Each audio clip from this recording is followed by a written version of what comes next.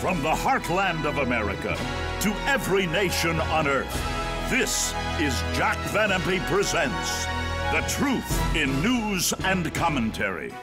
Here now are Doctors Jack and Rexella Van Impe.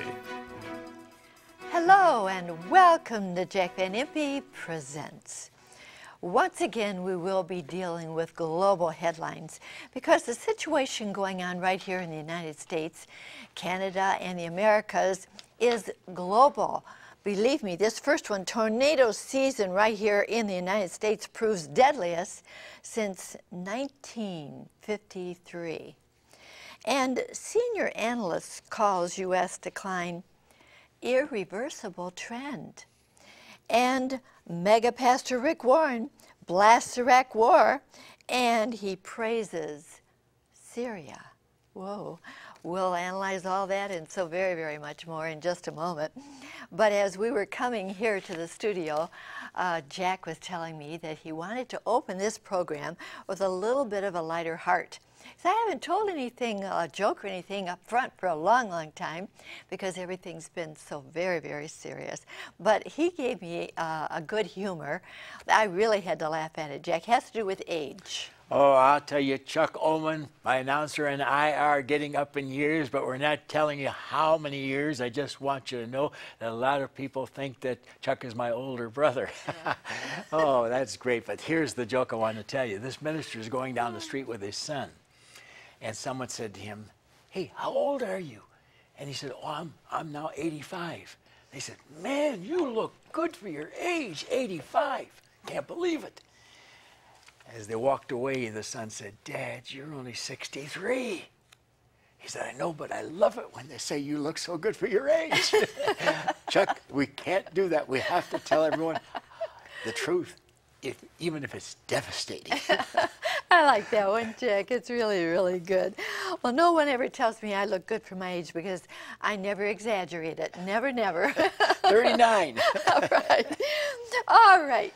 Jack and I have been talking so very, very much about an article that you're going to see in just a moment. And it is a Newsweek article because it expresses something so very, very well. Judgment Days, coping with the planet in chaos. Was the rapture guy right?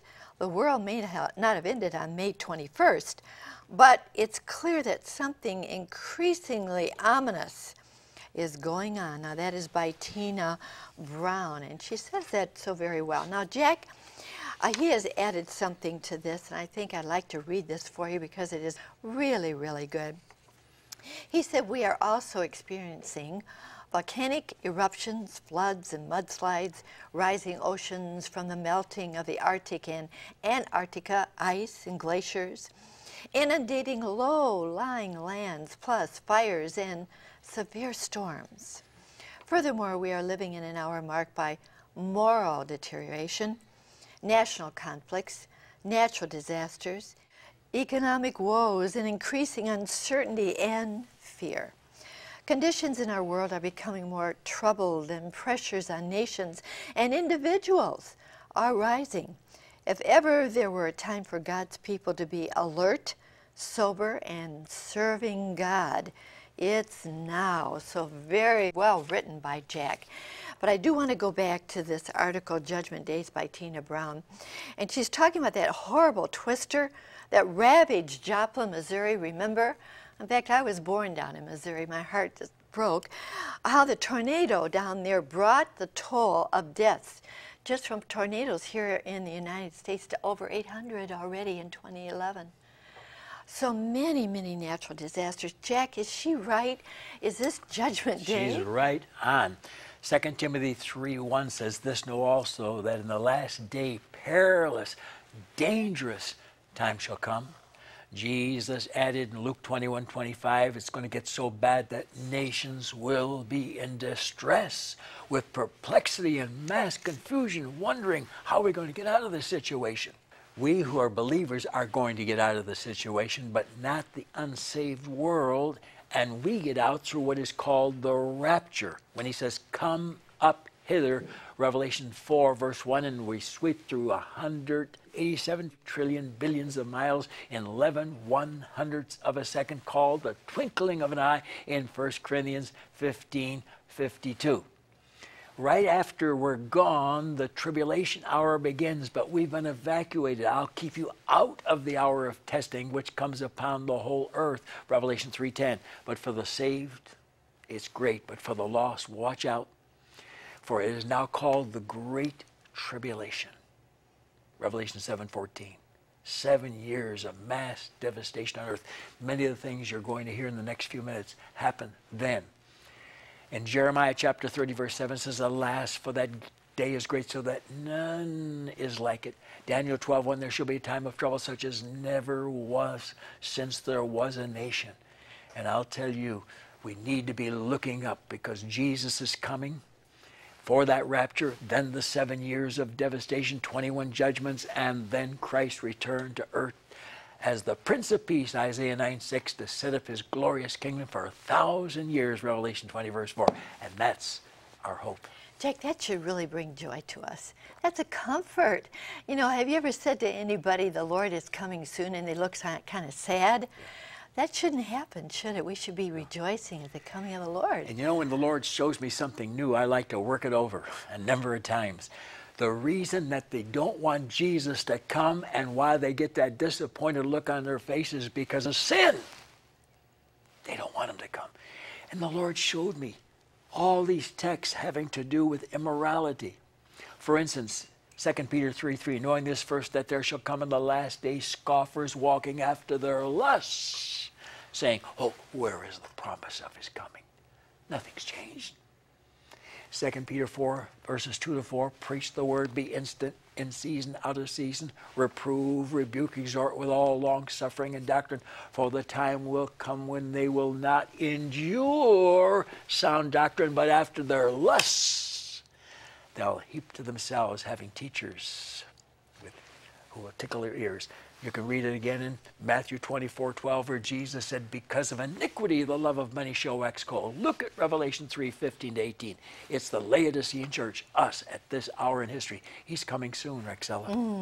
Let's get into more signs. Yes, we are, Jack.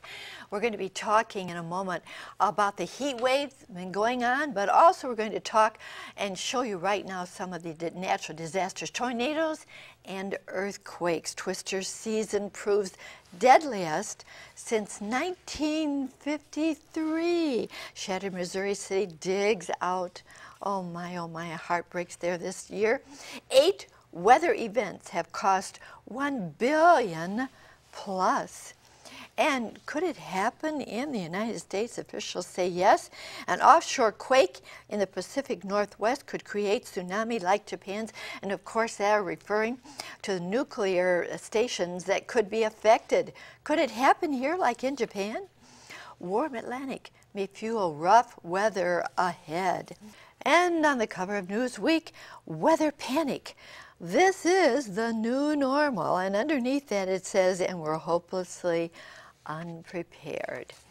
Now when I asked Jack, we've dealt with 3 major things here. I've never been so warm as I've been this summer. In fact, Michigan says that this is the warmest summer that we've ever had since they've been keeping record. Well, let me just say, there are 3 things: the weather, and then the tsunamis and the twisters. Jack, are all of these things pointing to the return of the Lord? Rexella, I'm amazed because of this book, how up to date it is. The heat, Revelation 16, verses 8 and 9. The 4th angel poured out his vial, his bowl of judgment upon the sun, the S-U-N, and power was given unto the sun to scorch men with fire, and men were scorched with a great heat. If you think it's bad now, wait till the 7-year period of tribulation. And Jesus spoke about that in the Word of God in Matthew 24, verses 21 and 22. He says, for then shall be great tribulation, such as never was since the beginning of the world. To this time no nor ever shall be again, and except those days should be shortened, there should no flesh be saved. Now, most preachers would say, oh, the tribulation hour is going to last 7 years. And in the Jewish calendar, 360 days a year, 7 times 360 is 2,520 days. So he's going to shorten some of those days. He can't. Why? God says it will be a 7-year period of 360-day years. 2,520 days. So how can he shorten them when God has already said the length of time? And in Revelation 11:3 and Revelation 12:6, 1/2 of that is 1,260 days. Double, 2,520 days. So he cannot go against something he's already predicted would happen.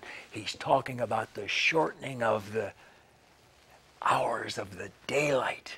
Now, how does God bring darkness into the world to block out the rays of the sun to keep from scorching people? Revelation 6:12. I beheld when he'd opened the 6th seal, and there was a great earthquake, and the sun became black as sackcloth of hair, and the moon became as blood. Now that happens right at the end of the 7-year period of tribulation, Matthew 24:29. Immediately after the tribulation of those days shall the sun be darkened, and the moon shall not give its light. Thank you, Lord. It's a way of preserving the elect of Matthew 24:22. And those are the believers who are here, who've been saved during the tribulation hour. The elect who knew Jesus before the tribulation were raptured. They're not here, but the greatest revival in history takes place in Revelation chapter 7, verses 4-8, with 144,000 dynamic evangelists preaching the gospel of the kingdom, Matthew 24:14. And they become the elect during that hour, the elect of Israel, Isaiah 42:1, and the elect of the church, and that's Titus 1:1. And we're not here to suffer it, but for those who are here, God shortens the daylight hours that they might live. But then we also have these tsunamis and the floods and the hurricanes. Why? Because Jesus said, and this is unbelievable, the sea and the waves will be roaring, Matthew 21:25.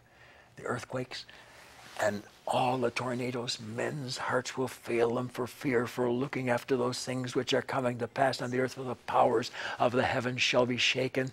Luke 21:26. It's all there, ladies and gentlemen. And Jesus mentioned all of this in Matthew chapter 24, Mark chapter 13, and Luke chapter 17 and 21. And it's here, and that's why we need to be serving the Lord, because he's coming soon and we're going home. And if you're not saved, you'd better get saved, because judgment is coming. The editor of Newsweek was right. All right, Jack, we are going to be talking more about good news in just a moment, but I want to get into something everyone is talking about, along with the natural disasters and the horrible heat wave and everything else. They're talking about the economic decline. Woo!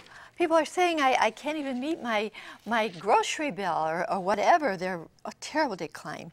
Can it be turned around? Here you see it. Let's take a look at this senior analyst. He calls U.S. decline irreversible trend. Oh my. And then the Gates farewell warning, America can be a superpower or welfare state, but not both. Hardest hit, the young who voted for hope and change. Now the college students put Obama in, and now they're being discouraged. Obama's broken promise about to help jobless blacks. Broken promise. Oh, yes. Hey, malls here.